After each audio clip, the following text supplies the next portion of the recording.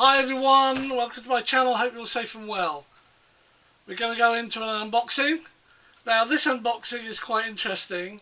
It's from a retailer called End of the Line. Now they're an actual distributor called CML, or a subsection of CML. CML are distributors within the UK, models like that. And every now and again they'll put up something like an ex-display model, or partly damaged stock, or missing part stock at a very reasonable price. I managed to snap this one up at, I don't know, £80–90 cheaper than if I'd bought a perfectly good one. I haven't seen it yet. I know what the state of it is supposed to be. It is an ex-display model, so it's been built and it's been taken down again, put back in the box and shipped over to me. There is some damage on it, but I believe it's repairable. So let's go and take a look at the unboxing. So let's crack it open and see what I've got. There it is. It's an FMS P39 Cobra. This in fact is a Cobra 2, the racing Cobra. It's a 980mm, which is a nice compact size. I've got a spot for it on my ceiling. This will be built almost straight away, or assembled. Specifications, let's see if we can find any on the outside of the box. And we can, there. It's a 980mm, 38.6 inches wingspan. From the tip to tail, it's 912mm, 36 inches, flying weight 1.3 kilos. The motor is a 3648 770 kV motor. It has a 70 amp speed controller in it. Phew! That's a big speed controller. Two 9-gram slow digital servos. Retracts or flaps, I don't know. And it's got 5 9-gram metal gear servos, standard. There it says the centre of gravity is 70 to 79, is that? Millimetres from leading edge, it'll say it in the manual anyway. Prop size, 10.5 by 8. And it's a 4-blade prop. They're saying it's a 4S 2200 to 2600 milliampere hour. I've got a good selection of batteries to try on it. Now this will not come with a reflex gyro, but believe it or not, you can buy a reflex 2, which I have, and it can be programmed for the P39, which I might do. Let's take the lid off this and see what's inside. I think it's important at this stage that I do point out this is, for all intents and purposes, second hand. It has been opened, it has been assembled at the distributors here in the UK. And they've done a great job of repackaging it and putting it all back to as it should be. It was an ex-display model, but also I know there is damage on it. Now this, you will have noticed, is a RocHobby, which is FMS.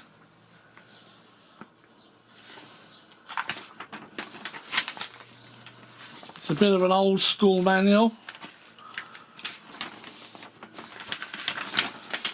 There's the parts. Centre of gravity 65 to 70, it says in the manual. That'll all be interesting. There will be enough on YouTube to be able to work out exactly where it should be. Checklists, don't have those these days, do they? Part lists. ESC instructions. Actually part of the manual and not just an additional piece of paper. There we go. Right, so first things out of the box are the tailplane. And here's one, yellow and black, as you can plainly see. Hinge still looks good, it's still very stiff actually. Now you can see someone's crushed that with their thumb. And you can also see here someone's crushed that. I don't know what it's with, but probably pushing it down or something when they're screwing this stuff in. So there's slight damage, but these are stiff, these have not been used. There's the tube for the spar, and there's the connector, and you connect these two together like that, and they screw in. Ball links, no paint over the ball, which is nice. So here's our prop. It's a 10.5 by 8 4-blade prop. FMS means it's really brittle. You land, hit that on the ground, it will shatter. It's FMS, that's what happens to them. A little bit of yellow marking there, but that'll come off. But the tips are quite good. No need to redo the tips. Don't know if it's balanced or not, but yep, it's a good prop. And here we have our spinner. It's got the nut locking system on the back, so hopefully this will go straight over the motor. The prop will sit in there. I don't know if I can do this without the shaft, but it looks something like that. Very nice. And that looks all good. Then we have a goodie bag. Now this goodie bag is full of parts. Horns, push rods, horn covers, so it does look as though I have to connect all the horns, wing bolts, pitot tubes, props, nuts, all sorts in there, but it's everything you need to complete the build. So here's your wing, big sticker over it. The yellow is paint, the black is paint, the writing and numbers are decals or stickers. They're probably decals looking at this. Lots of moulding, good moulding, panel lines. It's quite thick paint. Shame about that. There are your flaps. You can see here where you put your covers, and then you have your horns on the other side. Servos already installed, 9 grams digital metal. Then you've got your retracts, wheels, holes to screw everything in, screw your wing on. Yeah, it's quite good. Lots of panel lines, looks really good. Whatever those things on the front there, oil, air radiators, they'll paint those black. Looks good, undamaged. These are a bit looser, but I don't think it's been used because there's no indication at all that this has had any of the horns screwed onto it. I think it's probably just displayed like this. Now this is the infamous or famous FMS block. Basically means 1, 2, 3, 4, 5, 6 wires go in. That's your ailerons, flaps and retracts, but only 4 wires come out. So you've got your gear as a single, you've got there, that's the nose gear, and then you've got your flap and aileron. So it's like a great big block Y connector, Y harness. It's a little bit of paint missing from here where it's been put together and then taken apart, but otherwise it's good. I like it. If I do get a reflex system, I'll put it in there. Tiny bit of damage here on the end, a bit of crushed foam. Could be hanger ash, who knows. There's something there. But if it was new, I'd be complaining. I know it's not new. It is, of course, as you can see, a one-piece wing. So there's no wing spar. What there is a little spar, and that's used for your tailplane, which is over there. Here's the little fuselage. Let's start off with this. There's your motor and the front, of course. Don't know what these are. They look like eyes. Yellow paint, black decals, black stickers. And of course the P-39 was a mid-engined aircraft, so they're your exhausts. Paint's quite good still. Tiny little bit missing here where they've been taking the canopy on and off. Plastic moulding around this air intake, and actually that's a proper air intake. You know, air scoop there. It actually does go into the fuselage. There's your retract. This looks like aluminium, but it's actually plastic. It's got a bit of a bend in it, but that'll be okay. It'll all come together. It's the hole where the stuff from the wing goes up through into there, into the fuselage. These are your wing mounts, and they've got brass inlays in them. Why have they got brass inlays in them? Because it's FMS. And here's the damage. Crushed rudder. So I will have to work on that to get it straight. Pin it with a few sticks and then glue it in place. In fact, I've just done it, but I'll fix it a bit better. Little servo there. That would be for either the rudder or the tailplane. And there's one here as well. Don't know which is which yet. Obviously the tailplane goes in here, then screws in. Place here for an aerial. Yeah, very nice. Nice size, very nice size.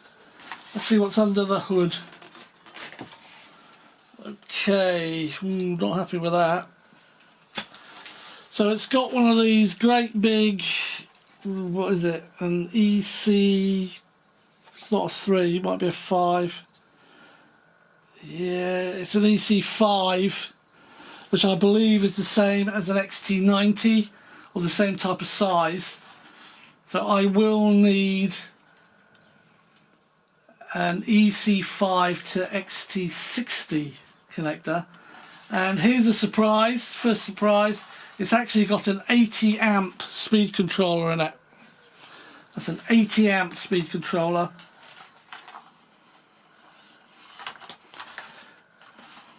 Where that goes, nobody knows. I suppose it just sits there at the front and your battery goes here. I can see this being a little problematic in trying to position things in the right place, but I'll watch your videos and see how that's all done. Everything's labelled, aileron, rudder, all that sort of stuff. Plenty of room here should I wish to have the battery going back, but you've got to watch the CMG, of course. Steering servo down here. It's a big controller, isn't it? Wow, 80 amp.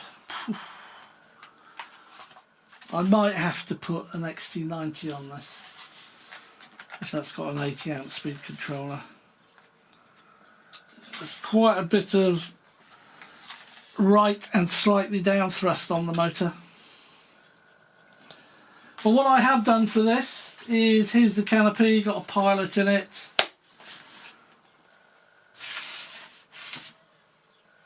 I've got a spare canopy. And this will become a cockpit cam. So I can plonk it on where the pilot is and actually have a pilot eye view.